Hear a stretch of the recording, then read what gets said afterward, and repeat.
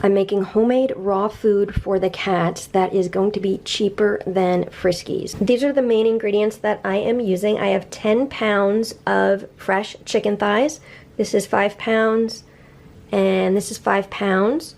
And I paid $1.29 per pound. I also have a package of chicken hearts. I paid $2.49 a pound for these chicken hearts. We're only going to use some of them. And I have a container of chicken livers. These were $2.49 a pound also, and we're only using some of these. So the first thing I'm going to do is weigh out the chicken hearts and the chicken livers so I have enough for this recipe. Anything left over I am going to freeze, and I'll use it for the next time that I make homemade raw food for the cats. Here's my food scale. I got this for less than $10 at Marshall's. You could also get them pretty cheap on Amazon. I'll put a link to food scales in the description below this video and in the comment section. So I want to weigh out 14 ounces of the chicken hearts. So there's 14 ounces. I am going to put these aside, and we'll be using this in the recipe. This is what's left in the package. I am going to put these in a freezer-safe container in my freezer. This is Stella. She gets very excited every time I make homemade raw food, and she always wants to help me. So here she is. Now we're going to measure out 7 ounces of the raw liver. So I buy the liver and the hearts at local ethnic markets. Sometimes it can be very hard to find chicken hearts or chicken livers in a regular supermarket, but if you have a local ethnic market, like a local Asian market, a local Russian market, a local Italian market, that's where I find these organ meats. And if you have a hard time finding them, that's where I would suggest looking for them. So this is 7.2 ounces. The recipe calls for 7 ounces of the chicken livers and 14 ounces of the chicken hearts. If you cannot find the chicken hearts, you can add extra taurine. You could add 4,000 milligrams of extra taurine if you can't find the chicken hearts, and you can replace that with 14 ounces of the chicken thigh meat. So we're using 14 ounces of chicken hearts, and again, if you can't find that, use 4,000 milligrams of taurine and 14 ounces of the chicken thighs in place of the hearts. But if you can find the hearts, definitely find the hearts, because organ meats such as hearts and liver are full of vitamins, minerals, and nutrients that are really important for your cat. You have to remember, when a cat is living in the wild and they're killing their prey, if they're killing a bird or a mouse or whatever they're eating, they're not just eating the muscle meat, they're eating all of the internal organs also, because the organs are full of nutrients. So that's why we want to make sure we include organ meats in our recipe. And if you're looking at ingredients in a can of cat food, these should be listed as chicken livers and chicken hearts, but sometimes they're referred to as byproducts. So these would be chicken byproducts, because anything that is not muscle meat is a byproduct. So in many cases, when you see the word byproduct on a can of cat food, as long as it specifies where the byproducts are from, there is nothing bad about that. If it says chicken byproducts, you know it's from a chicken, and you know it's something other than the muscle meat. And if you think about what a cat eats when it kills a bird, it's not just eating the muscle meat, it's eating all the byproducts, everything, including the muscle meat. So that's why it's really important to include organ meats when you make homemade food. The next thing we want to do is get our chicken ready for the grinder. So I have a bowl here. I'll be putting the chicken in this bowl, and the recipe I'm using says to take the skin off half of the chicken. So I'm going to take the skin off this entire package of chicken. And if you have cats that are on the chubby side, you can take the skin off of all of the chicken. You don't want to remove the fat from the chicken, because it's important for cats to get a healthy amount of fat in their diet. But if you're trying to reduce the weight of your cats, you could take the skin off of all of the pieces of chicken, or you could take the skin off of like 75% of the pieces of chicken. And if you're trying to just maintain weight, it says just to take the skin off of half of the pieces of chicken. So for this recipe, we're going to take the skin off of half of the pieces. So here's a chicken thigh. It's good to wear gloves for this. I just really just pull the skin off like that. There's still a little bit of fat on it, but that's okay.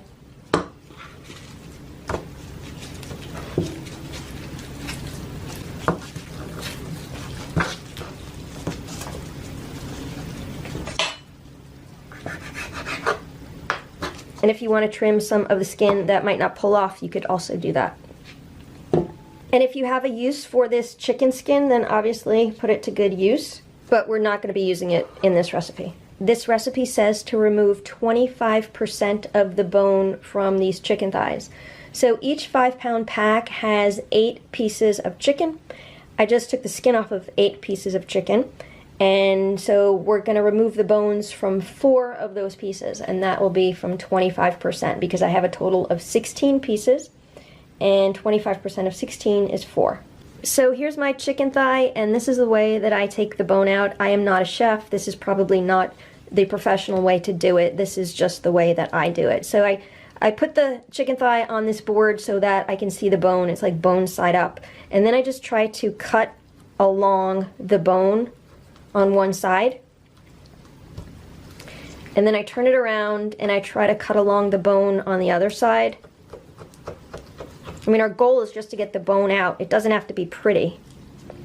And then what I'll do is I'll take my knife and, just being very careful, I'll put it underneath the bone and work my way up to the top and just kind of cut it free the best that I can. And this is not like a cooking show you see on TV. Nothing has to look pretty. It's all going to be thrown in a grinder for cats. So I just take my knife and kind of work it down the bone to free up as much meat as I can. And then, now that we're on the bottom, I just try to cut the rest of the bone free.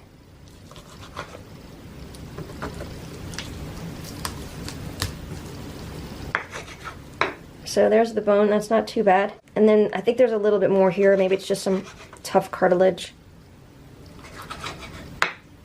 And you can use any knife that you're comfortable using. You can use a large chef's knife if you're comfortable with that. I like to use a utility knife. So I need to do this for 3 more of these thighs. I just opened the second package of chicken thighs, and I'm going to show you how I'm going to cut these into smaller pieces to fit the grinder better. So here's my chicken thigh. Again, it's bone side up, and I'm just going to cut 1/3 of it off of the right. And this still has the skin on it, and then I'm just going to cut off another chunk on this side. Again, it is more helpful if you have a sharp knife. So these pieces will easily fit into the grinder. So here's all the chicken. It is ready for the grinder. This is the grinder that I will be using today. It is a stand mixer attachment, and I got this at Bed Bath & Beyond almost a year ago. They were selling it for $99.99. I believe that was the price, and then I had a 20% off coupon, so I got it for around $80. And at the time, I wanted to make small batches of homemade raw food for Ditto, and I could not grind up any bones because he had a very large wound in his mouth, so everything that I fed him had to be really soft and then eventually totally pureed. So that's why I bought this, just so I could do small batches for him. I do have a larger professional butcher series grinder that I normally use when I make homemade raw food for the cats. That grinder costs around $500, and this grinder is much cheaper and it is more accessible for more people. So that's why today I am using this one. And I'll put a link in the description and in the comment section below this video to where you can also purchase this food grinder. So I still keep it in the box. I use it, then I clean it, and I put it right back in the box. So this is the grinder attachment. And the last time I used it, I used a really fine grind on it, but we don't want to do that when we're grinding up bones. We want to use a much coarser grind. So this comes with 3 grinding blades. Here we have a fine, a medium, and a coarse blade.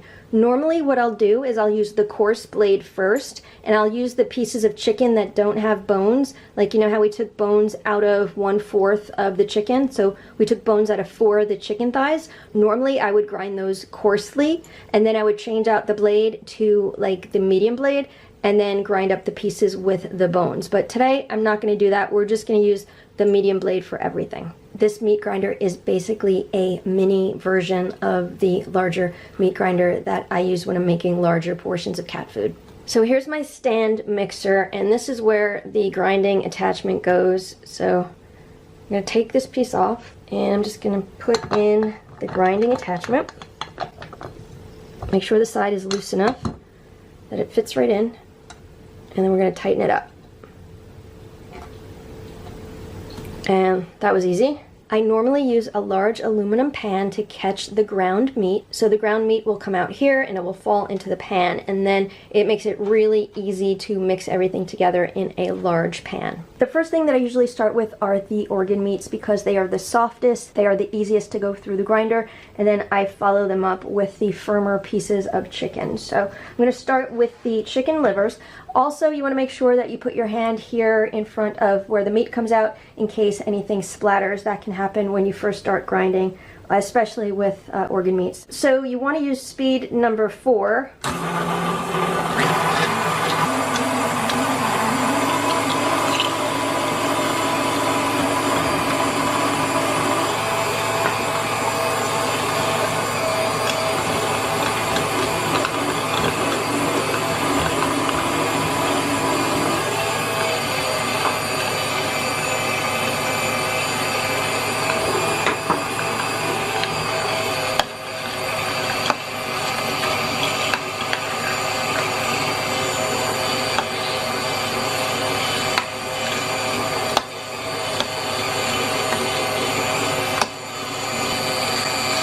So that's what it looks like. We have the liver on the bottom. It's really liquidy, and then these are what the hearts look like. And you definitely want to use the food pusher to help push the meat through the grinder. Now we're going to work on the rest of the thigh meat. Here's a piece with the bone.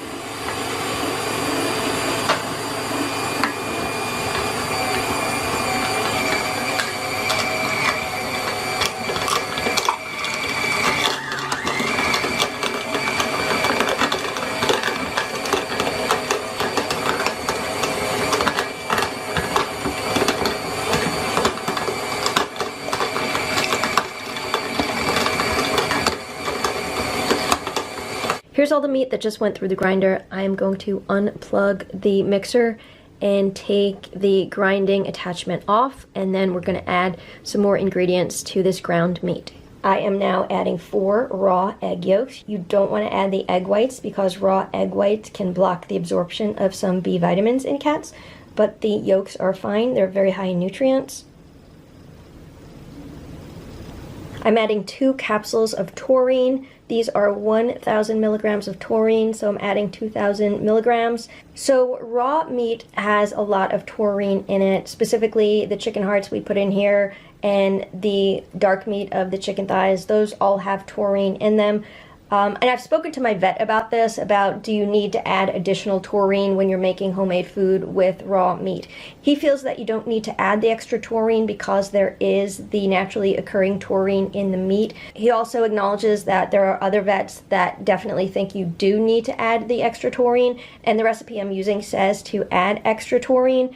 Some people feel that it's not harmful to the cats. Other people feel that nobody really knows if it will be harmful in the long run, since it is an additional supplement and it's not the naturally occurring taurine. So sometimes it's better to err on the side of caution. This recipe includes it, so I am going to include it also. What I normally do is I just break open a taurine capsule and I sprinkle it on.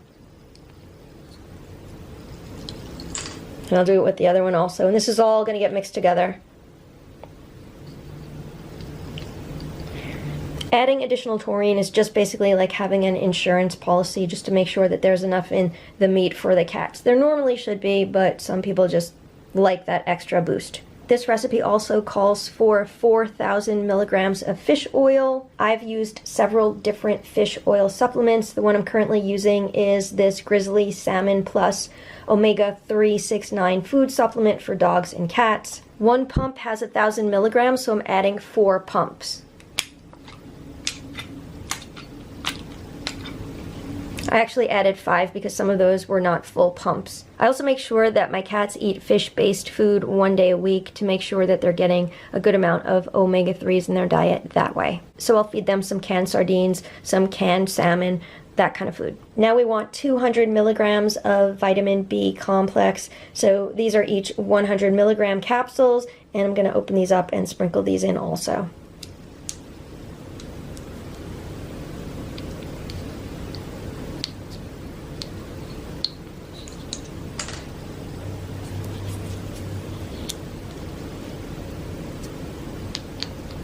The recipe calls for 1.5 teaspoons of light salt for the iodine content. but I use kelp instead, and I'm going to add 2 teaspoons of kelp. This is what it looks like. It's like a green powder. This is a ½ teaspoon, so I'm going to add 4 of these.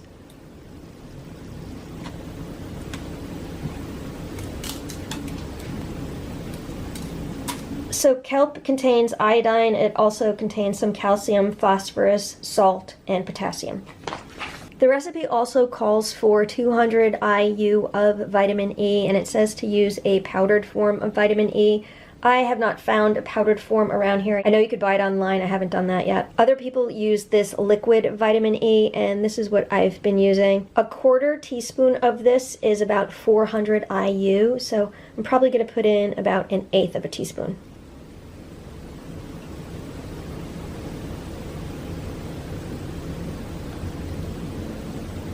The next thing I need to do is put my gloves on and get my hands dirty mixing this all up. You obviously can use a spoon or whatever you would like to use to mix it. I just find it's the most efficient to use my hands.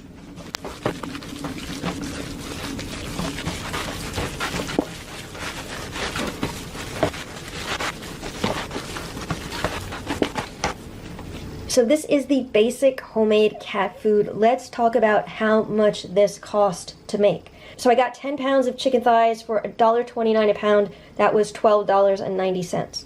I got the liver and hearts for $2.49 a pound. We only used 22 ounces, so we ended up using $3.49 worth of the organ meats. For the eggs, I got my eggs for about $2.99 a dozen. We used 4 egg yolks, so that would have been about 75 cents. I used 26 cents worth of taurine, 50 cents worth of fish oil, 48 cents worth of vitamin B capsules, 15 cents worth of vitamin E liquid, and 20 cents worth of kelp.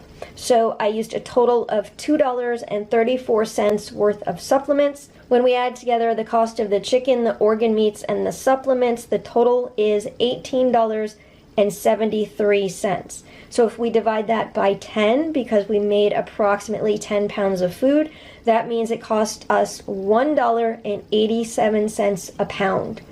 And Friskies is currently selling for $2.33 a pound. So we've just saved 46 cents a pound, and that's $4.60 for 10 pounds of food.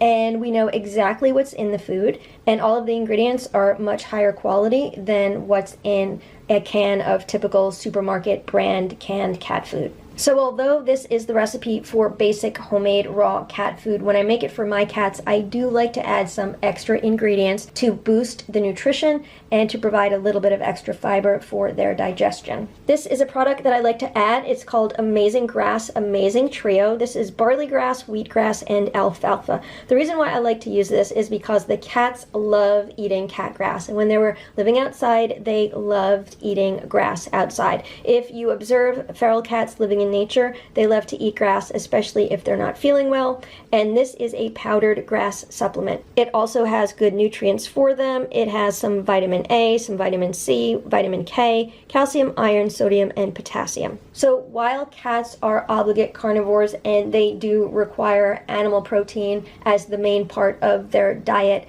when living in nature, they do get 5%, maybe even 10% of their diet from plant matter. When they eat their prey, they eat the entire contents of the digestive tract, which often contains pre-digested or semi-digested plant material. And they also do chew on plants. That's why a lot of inside cats love to chew on houseplants, because they have an innate desire to eat greens. It's really important to provide your cat with fresh cat grass. It keeps them away from your houseplants, for example. When I was growing up, we had a cat that loved eating lettuce. So this is why I really like to supplement the food that I make with powdered grass. So in this case, I'm going to be using 1 scoop, and the cost of this scoop would be 90 cents.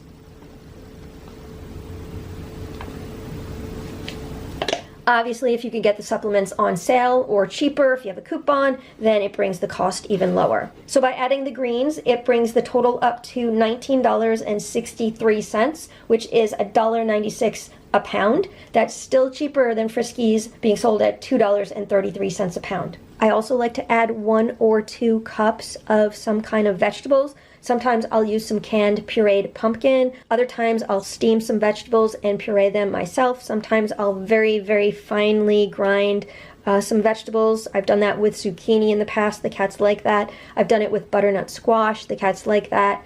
Today I have some carrots and I also have some zucchini and I've steamed these. So what I'm going to do is I'm going to puree these in a little food processor, and then I'm going to put the pureed vegetables into the cat food.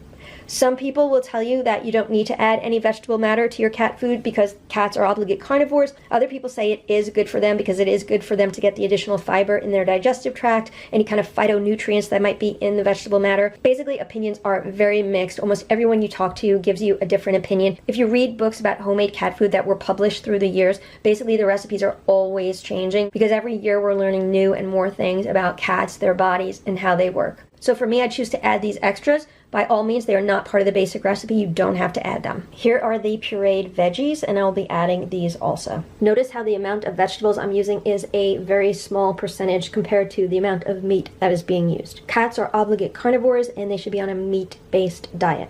Here's all the food with everything mixed in. So adding the extra vegetables cost me another 78 cents. So it brings my grand total to $20.41. That is $2.04 a pound. Still cheaper than $2.33 a pound. So if I wanted to continue adding extra supplements, which I sometimes do, I still have room in that budget for it to be cheaper than Friskies or any of the supermarket brand canned cat foods. So all of this food now has to be frozen. There are several ways you can freeze it. Some people like to freeze this in ice cube trays and then just take out the frozen cubes as needed. I used to take a cookie sheet and put parchment paper on it and then use a cookie scoop to scoop this out into about 1 ounce scoops. Then I would freeze the scoops on the cookie sheets. Once they were frozen, I would then take them and put them in a Ziploc bag and keep them in my freezer. So I would then portion out about 1 scoop per cat, sometimes 1.5 scoops per cat. I should also mention I did not mix any water into this food, but I do mix water into this food when I serve it to the cats. And if you look at any canned cat food that is being sold, you will always see water as one of the first ingredients. It's usually like the second ingredient. Sometimes it's the first ingredient, sometimes it's the third ingredient. It's usually up there near the top of the ingredients. And the reason why is because they need water for processing, or they just need water in the food in general. I did not add any water to this, but I do add water to it before I serve it. It's just much easier to freeze without the water, and it's more condensed right now, so that makes it easier to freeze also. My newest method for freezing homemade raw cat food is by using these paper ice cream containers. This is basically a 1 pint ice cream container. I purchased a case of these online. I think it was like $50 for a case of, I don't know if it was like 100 or 200, but I have a lot of them. And what I'll do is I'll just scoop out the homemade food and I'll fill this up, and then I'll label it with the date that it was made, and then it will go into my freezer. And it has been the best method so far because it's really easy just to fill this up, and I could fit a lot more in my freezers because I'm not freezing them on trays, for example. And then all I have to do is defrost this, and it will stay good in my refrigerator for up to 48 hours. So that's no problem when I'm feeding 4 inside cats. We go through about 8 ounces a day, so this lasts up to 2 days, and that has been how I've been freezing this. But again, you can freeze this any way that works for you.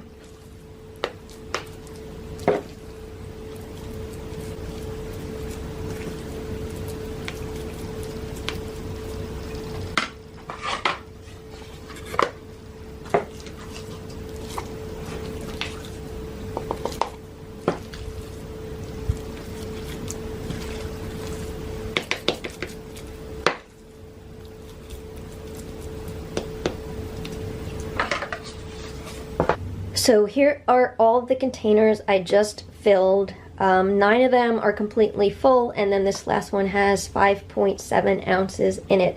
And as you can see, each one has a little bit more than a pound. So this is like 1 pound, 0.7 ounces, 1 pound, 1.6 ounces, 1 pound, 1.4 ounces. And when I add everything together, it comes out to 10 pounds, 1.6 ounces. So it's almost exactly 10 pounds of food, which means all of our calculations are correct with regards to dividing the total by 10 to come out to the cost per pound.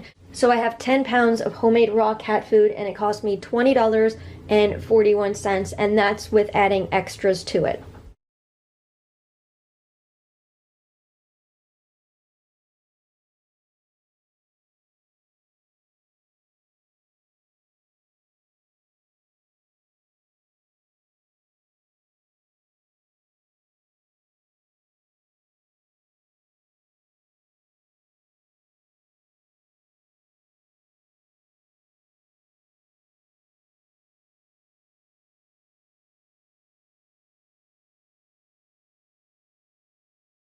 So it is definitely cheaper to make homemade raw cat food. The only thing that it takes more of is time. You definitely need at least an hour, maybe even 2 hours of time to make a big batch of food like this. But because you control all of the ingredients and you know what's in the food and exactly what you're feeding the cat, that can definitely be worth it in the long run also. Of course, this recipe can also be modified. You don't always have to use chicken. Sometimes I'll use turkey. Sometimes I'll use like Cornish game hens. There's some stores around here that sell quail. Sometimes I'll use quail. I've used rabbit before.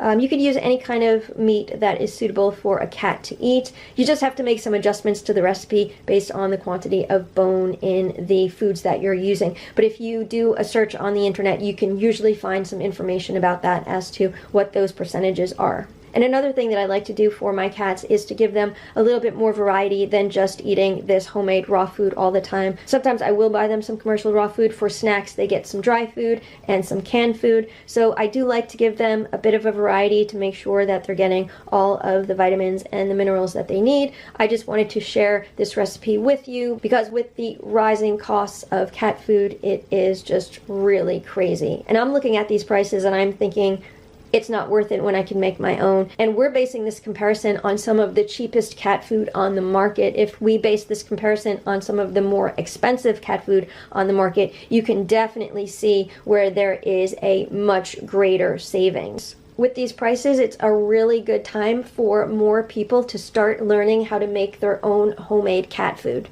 This is my cat food freezer. You can see how these containers fit perfectly. The ones on the top are the ones we just made. And then I also have 8-ounce containers, and those I've been using also.